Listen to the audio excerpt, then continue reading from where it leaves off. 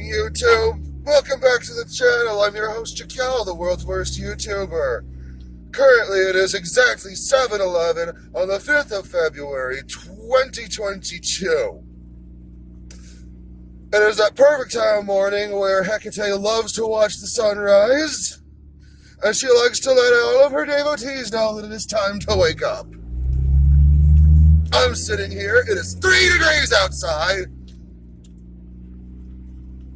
The idiot light came on the car as I turned it on because I need to go get shit from the store before my girlfriend goes to work.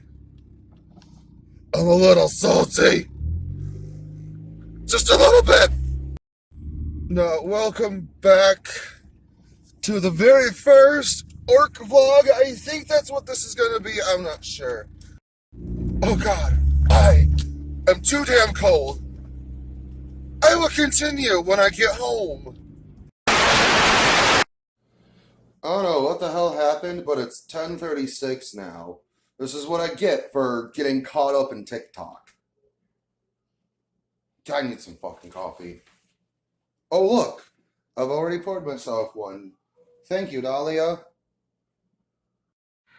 Today was just one of those days where I emotionally woke up and stepped in cat vomit, emotionally speaking. But then a couple hours later, I literally stepped in cat vomit. It's been a wonderful day. It doesn't really help that I am a traumatized autistic person who is a DID system. And now that I'm doing trauma work, my sleep schedule is completely off because the PTSD has said, you know how you like sleeping and even need it? Not today, or for the rest of the week. And of course, this would be the weekend that I've got my kid. I am not upset about that, but it's just like, brain, was this the weekend to really start doing this? Maybe I should have thought a little bit more ahead of time before taking on certain shadow work, really digging into the traumas there. But oh my God, I can't really plan that shit out. I just take it as it comes. Oh, this is a problem? I'm going to dig into it.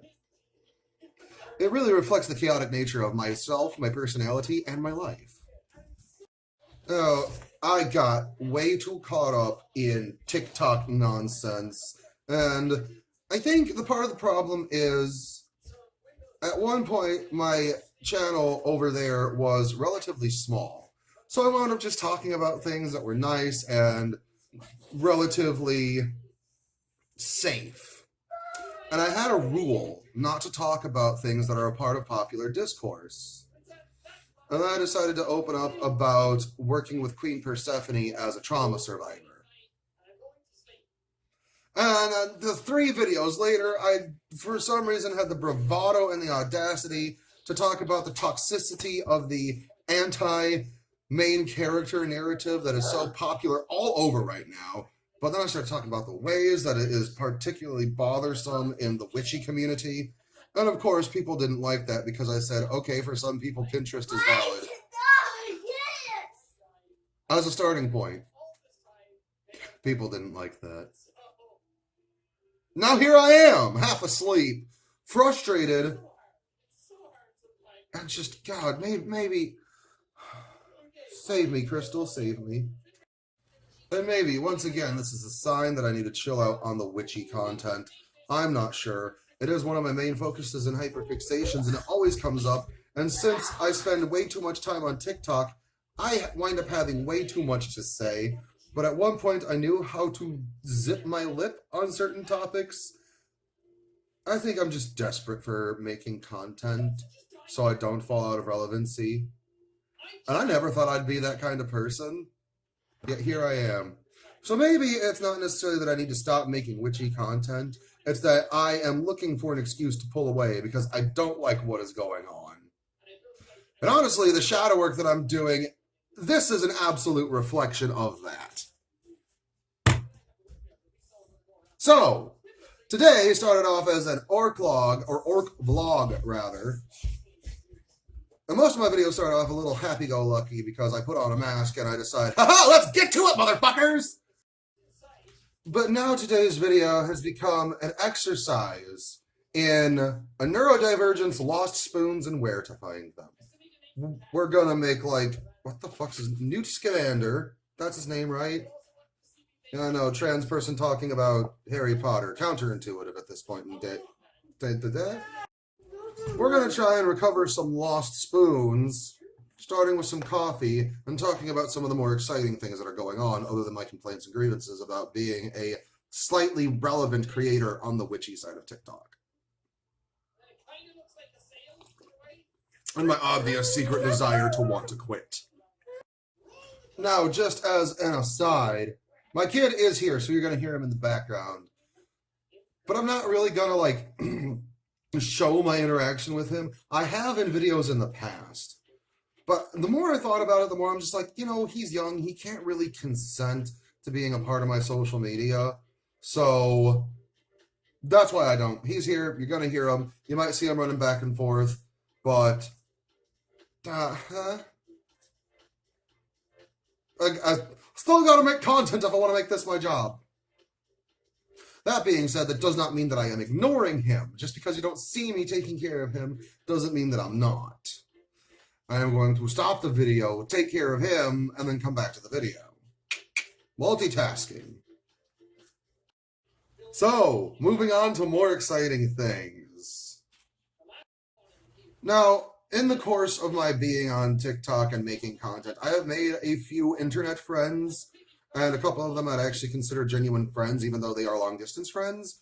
And one of them is another medium like myself, who stumbled across my content and then just shot me a DM, and we've been friends ever since. They are an artist in real life.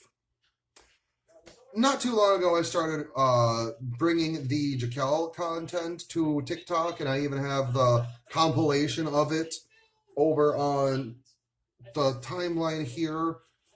Gosh, my brain is just a little extra mush today. So now I have another artist friend. So I commissioned to see if they would make a new photo thing, a new picture for Jakel to be the new mascot, to be the new picture for all of my social media. I just went to Instagram and took a look at it because that's where we've been talking and interacting. And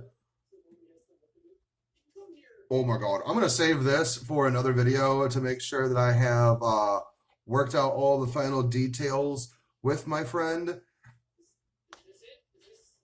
Oh my god, it's fucking gorgeous. I'm in love with it. I might cry. I might fucking cry. Holy shit, it's so good. With all of that being, that definitely improved my mood. Oh my god. Definitely helped with the mood that I had, the funk that I had going on.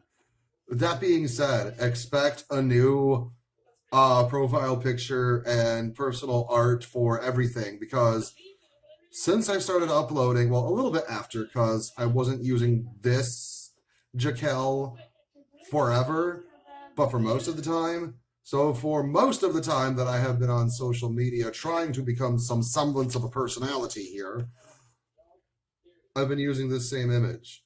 So expect a new, older, more mature version of Jakel to be gracing social media. I fucking love it. Oh my god. I'm actually fucking excited. Oh my god, that was definitely the need to. I found some spoons, by the way. Found a whole couple of them. I always have this problem where every time I put on chapstick, I want to just... I know it's a quote from Silence of the Lambs, but I like the goofy version from Clerks 2, where Jay is sitting there like, "You fuck me? I fuck me."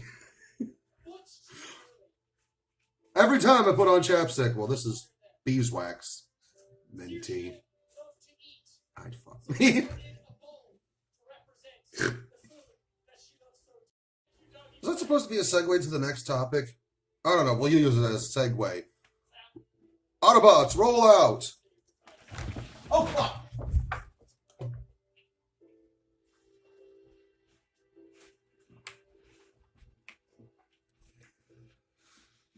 It was supposed to be a goof, but I actually fell. Anything for the content. Anything for the gram, for the tube, for the gram, for the tube. That's not going on the gram.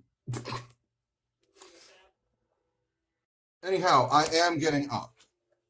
Recently, I have been doing this thing where I've talked about already, where I've been trying to go down memory lane with Dahlia in the co-pilot seat the entire way.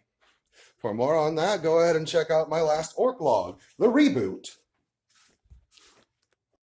One of the things that we did that I didn't realize would be actually so incredibly important is we got our coffee pot out of storage. Something so simple. And it's not that there isn't a coffee pot here, but at some point the carafe broke. So I've been without coffee for like 2 months now, without regular coffee. And I tried doing the thing where I was doing espresso, but I just wound up burning myself out. Like, between being autistic and PTSD, that much caffeine was just burning out my central nervous system. Well, let me be specific. Having regular, normal coffee that isn't jacked through the nose. All right. I still got chapstick on. Having coffee that isn't jacked through the nose, full of caffeine. This, thanks to our brother, like all the way like back in high school, middle school, Maxwell House Colombian Blend has been our favorite because of our brother, which we don't talk about here just because some things of our personal life we just kind of don't talk about. One, our brother has not consented to us talking about him. Uh-oh, there's the kid. Gotta go check.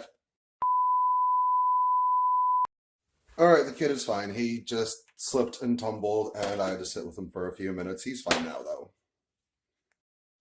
Where was I? Oh, yeah! Coffee! Thanks to our brother, this has been our favorite type of coffee for a long time. Doesn't mean that we don't like other coffees. We got plenty of coffee reviews on this channel because we just love coffee in general. However, being without coffee for so long, like regular, just plain old regular, just made in a coffee pot coffee, I didn't know I needed it. It's been so soothing and warming on the soul. What is going on with this? I'm wiping this chapstick off. Blah. Fuck. I wouldn't fuck that, no. If you have followed for a while or seen any of the coffee reviews, this is the same coffee pot that has been in every single coffee review. Actually, take that back. No, actually, I was going to correct myself and say that this wasn't the same one that's been in every review, but I forgot about the time where I wound up buying a coffee pot, but that one was still available. And in the time that that coffee pot was being used by me, I didn't make any coffee reviews. Actually, no. That wound up living under the sink. So when I started doing the, which one was it? The Player One Coffee Saga. I wound up pulling that back out from under the sink in order to use it for that. And that has lasted demonstrably longer by a long shot than that other coffee pot that was twice as expensive. That one just, like, it went to shit. It was nice, it was convenient, there was all kinds of bells and whistles on it, but it did not stand the test of time the way that this one has. All the way back to the first one, which was the Leroy Jenkins coffee review. That's the same coffee pot. Oh my god. All of the feels, this is why I'm doing this. This is why I'm doing this whole, like, that memory lane adventure.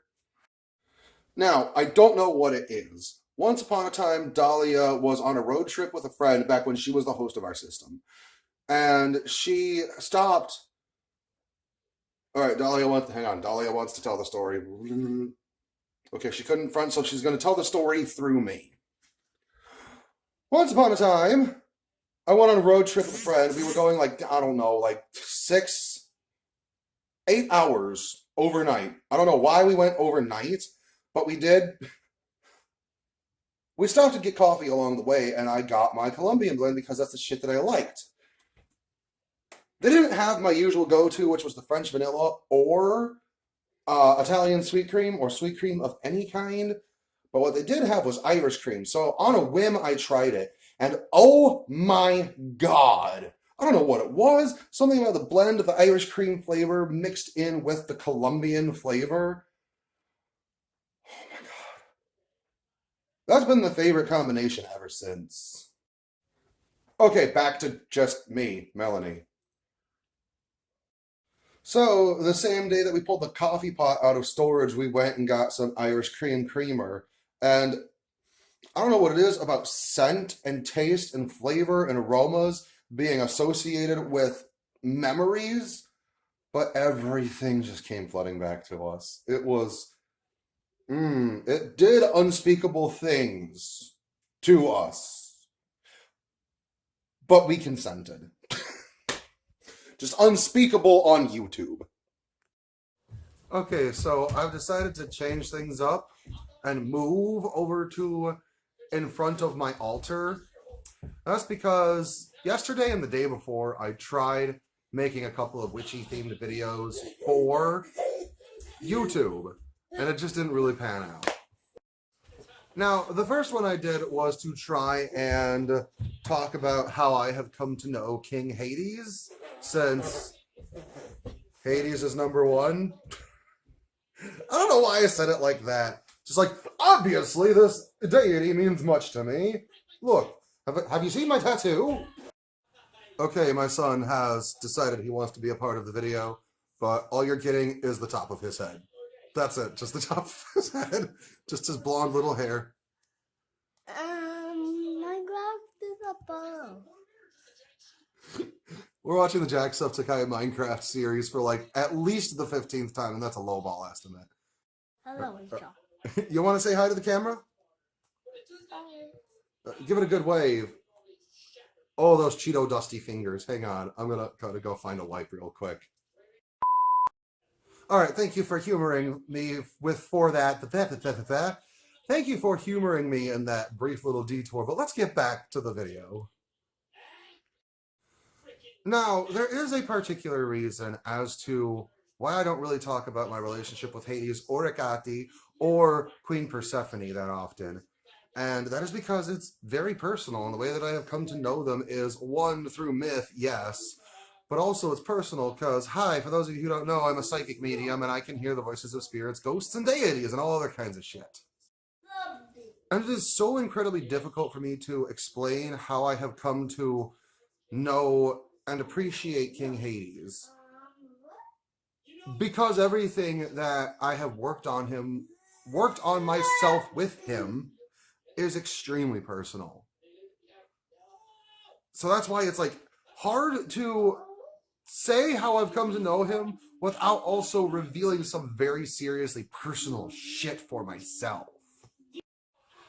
That being said, there were 2 attempts to make that video, and I eventually got to a point where I'm like, I don't want to share this much information.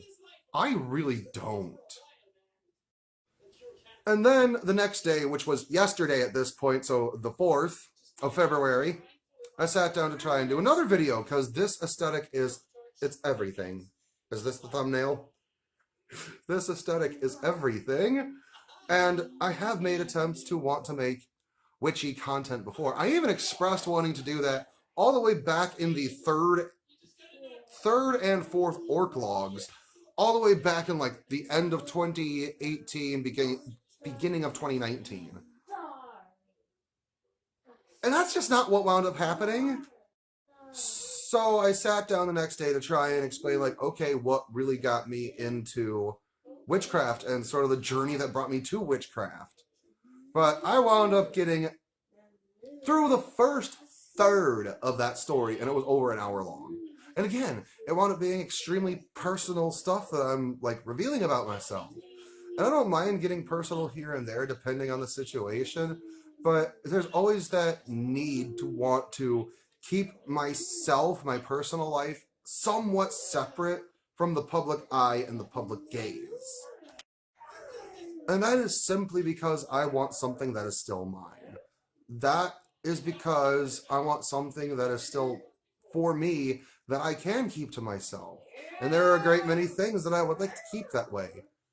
And in this adventure of trying to film witchy content recently, I just realized that some of those things are involved with those stories in regards to those deities. And even though I want to talk about like how ghosts got me into witchcraft, and then link that back into how my personal big three, Hades, Hecate, and Persephone, makes sense, I don't know if I'm actually going to be able to get around to it. But I still really wanted to have an excuse. Hi. Welcome. Where you're never sure if it's an autistic toddler making stim-related noises, or just a toddler being a toddler, or if it's the moans and groans of the unrest dead. You're never sure. And that's exactly how I like to keep it. However, there is one thing that I'd like to impart that is personal and is a part of the Hades story for me. And that does involve this tattoo and why I wind up showing. Because look at the design of that thing. Look at how slick that thing is. Okay, so what the hell is my hair doing? I chose to move in here to tell this part of the story because I realized that where I was and the volume in which I was talking was interrupting my son's viewing enjoyment of the Jacksepticeye Minecraft series. So, this tattoo. Dahlia is in headspace to help tell the story because some of this starts when she was the host. So just assume that it's both of us telling the story, because trying to mark who's saying what gets a little tedious and exhausting, so just know we're both here. Once upon a time, I was in a band with my brother. We were making music, and it was some kind of like rap and hip-hop blend crossover type of music with rock and roll and heavy metal. And it was really cool, and it was a lot of fun, but eventually that just didn't work out. Life had other plans for us. You know how things go. And there was one time we were sitting down, coming up with music, writing music for just writing music, I guess. So the whole band was sitting down, and we're just talking, and eventually creative expression turned into story time. And there was something that I had said in regards to dealing with depression, dealing with suicidal thoughts and ideation and stuff like that. And back then, this was like over 10 years ago at this point, and I've come a long way since then. And something that I had said out loud for the group to hear was, sometimes when you're dealing with mental health issues, it really feels like whatever darkness wants, darkness is going to get. So what I did in the band was I would help lay down guitar tracks for the full versions of songs, and I was also the vocalist, and I sang and I screamed, and that really helped round out the heavy metal effect. And now instead of writing rap hooks for our songs, we were doing full-blown choruses. So then one of our band members looks over and he's like, you know what? If you're cool with it, I'll give you credit and everything, but I'm going to use that for one of the songs that we're making. And it became part of that. It became part of the song that we were working on. And the line was, what darkness wants, darkness gets. And then that conversation actually wound up being what got us over our writer's block, because we were coming at this song with a different angle, and eventually it became about struggling with mental health. Now, over time, I had decided that I wanted to get a little script tattoo where it was just up here, it'd be like, what darkness wants, darkness gets, or something like that. And I even sat down and stylized it myself. I have this little like deathcore goth style font that I will draw things in, and I have drawn many a logo with that particular font as well. So what darkness wants, darkness gets, over time evolved into just darkness. And then that was the idea for the tattoo. That tattoo never got actually written down, and I never got it inked on me. Now, years and years would pass. Now, this is like a good 10-year chunk of time that we're talking about. Long story short, both of us in Headspace, Melanie and Dahlia, are both kind of prone to darker, edgier stuff. Melanie's even said things to the nature of, I just need to remind you guys that I am exactly that edgy, pretentious bastard. because some of our special interests are exactly that. So now over time, when it was supposed to be like something about mental health, it wound up becoming just this dark, edgy thing, and over time, darkness in a gothic, deathcore, pinstripey font lost all of its original meaning. Enter 2020 when we started working with King Hades. Something that we have worked on him with greatly at great lengths was recalling memories, which, because DID system, for your brain forces you to forget stuff. So it was a lot of memory recall as well as shadow work, because shadow work wound up becoming involved. And I'm not sure if this is like original canon, but it became a popular point to mention that Hades also has a mastery of shadows. And knowing how sometimes these things take on multiple meanings, what does being a master of shadows actually entail? And also being the god of the dead, the king of the underworld, the dead deal with a lot of trauma. Death is an extremely traumatizing experience. So we figured that trauma and shadow work was something that he was particularly good in. Now, he hasn't done it for us. He just sort of helped guide us and give us little bumpers along the way while we were working with him, at the same time trying to recover these memories and do shadow work. Over time, we started reflecting on that darkness piece, the tattoo that was what darkness wants, darkness gets, and the tattoo that never happened. We sort of came to realize that we weren't talking about darkness when we were saying what darkness wants, darkness gets.